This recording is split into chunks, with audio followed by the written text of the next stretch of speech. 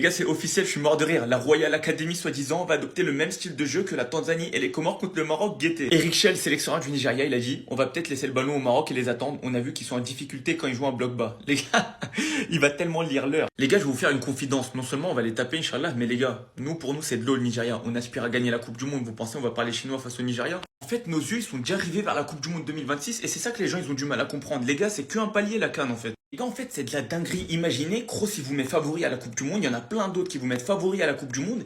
Et on parle chinois à la CAN. Les gars, on peut pas se permettre de craindre ou d'avoir peur du Nigeria. En huitième de finale de Coupe du Monde, tu peux tomber contre l'Allemagne, contre l'Espagne, contre le Portugal, contre l'Angleterre, contre la France. Tu peux pas te permettre d'avoir peur du Nigeria. Contre le Cameroun, en fait, on a passé un cap mental qui fait que maintenant, on est à 100% dans notre compétition et on est grave en confiance. On ressent même pas le stress. L'Afrique, elle est morte. Parce que le groupe qu'on a, les gars, il est tellement monstrueux. Quand on est en confiance, vous avez vu en 2022 ce qu'on est capable de faire. Et si dès maintenant ils refusent de jouer et ils mettent le bus, les gars, ça va être très très dur pour le Nigeria. Moi, je vous le dis en avance. Bref, dites-moi ce que vous en pensez. N'hésitez pas à vous abonner. Merci pour la force. Restez branchés. Comme si le Nigeria était pas suffisamment impressionnant. Comme si déjà le Nigeria était pas suffisamment monstrueux en attaque. Regardez les gars, il y a un homme d'affaires du Nigeria qui veut donner en plus de ça des primes aux joueurs du Nigeria s'ils battent le Maroc. 500 000 $ s'ils battent le Maroc, en demi-finale. 50 000 $ par but contre le Maroc. Non, lui, il veut la perte du Maroc. Je sais pas je sais pas c'est qui cet homme d'affaires nigérian, mais il veut clairement notre perte.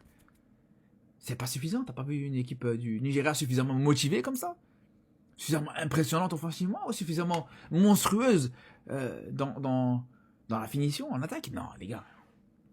Alors, je pense que ça va être suffisant comme ça. Venez, on évite de les surmotiver encore plus. Après, voilà.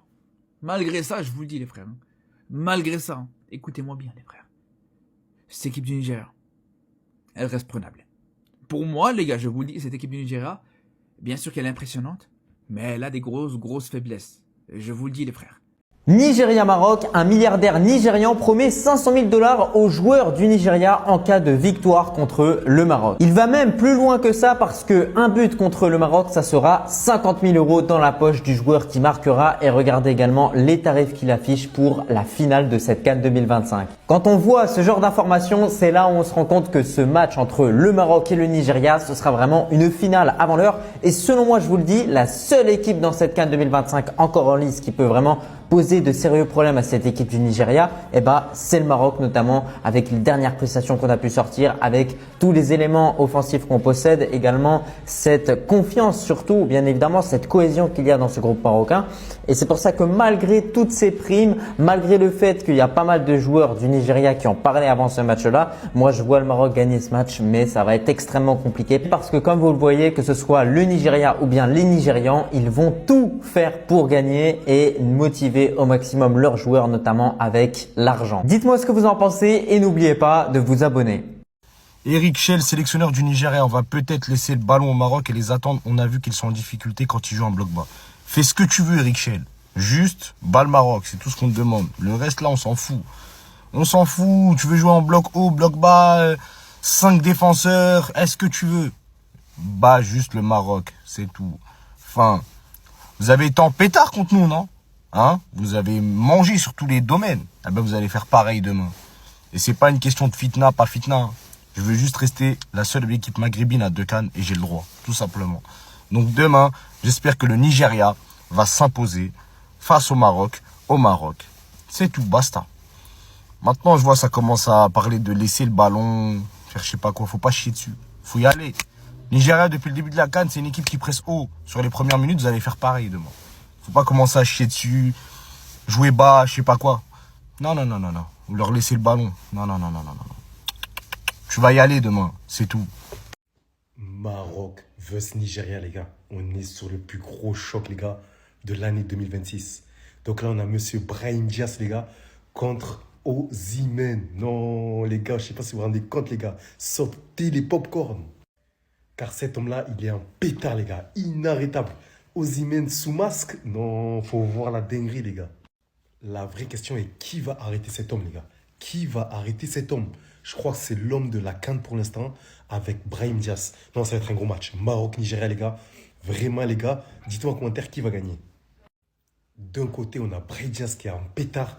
Toutes les actions qu'il a, tous les ballons qu'il touche, c'est action de but, les gars. Donc le Maroc, ils ont un gros atout, Brahim Diaz. Mais ces deux hommes-là, Lookman et Osimhen, c'est très dangereux. Donc voilà, je pense que le Maroc, leur force sera du côté du public. La clé se trouve ici. Donc le public doit donner tout, parce que ce qu'ils nous ont montré, le Nigeria pour l'instant, c'est vraiment très fort. Donc dites-moi en commentaire qui va remporter ce gros choc. Ce sont deux équipes qui jouent vers l'avant, donc je pense qu'il y aura pas mal de buts. Non, ça s'annonce incroyable ce match. Si t'es encore là, n'oublie pas de t'abonner, frérot. Frère algérien, notre canne n'est pas finie. Ah oui, désormais, on soutient le Nigeria, les frères. On va tous supporter le Nigeria. Même avec de la triche, le Maroc ne gagnera pas ce match, les frères. Si vous croyez que c'est Massina qui va éteindre Osimhen...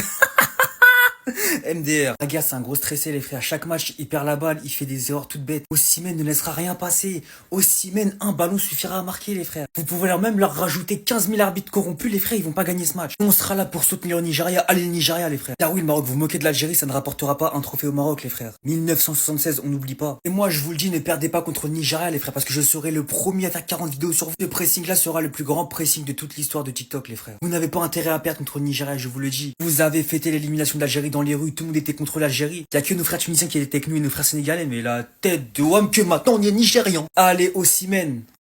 La meilleure défense du tournoi contre la meilleure attaque du tournoi. Ok. Famille, je vais débriefer toute la Coupe d'Afrique. N'hésitez pas à vous abonner pour pas manquer les autres vidéos. Merci à ceux qui le feront. Maroc contre le Nigeria. L'équipe à domicile qui défensivement c'est super fort. Contre le Nigeria qui a décidé d'appuyer chaque adversaire possible. Qui va gagner? Le Nigeria, depuis le début du tournoi, c'est une équipe qui, en fait, on a l'impression que, vas-y, ils ont décidé de rouler sur la compétition. Devant, tout le monde marque. Tout le monde fait des passes, tout le monde se fait plaisir. Le milieu, Iwobi, il a décidé d'être, je sais pas en fait, il a décidé d'être qui?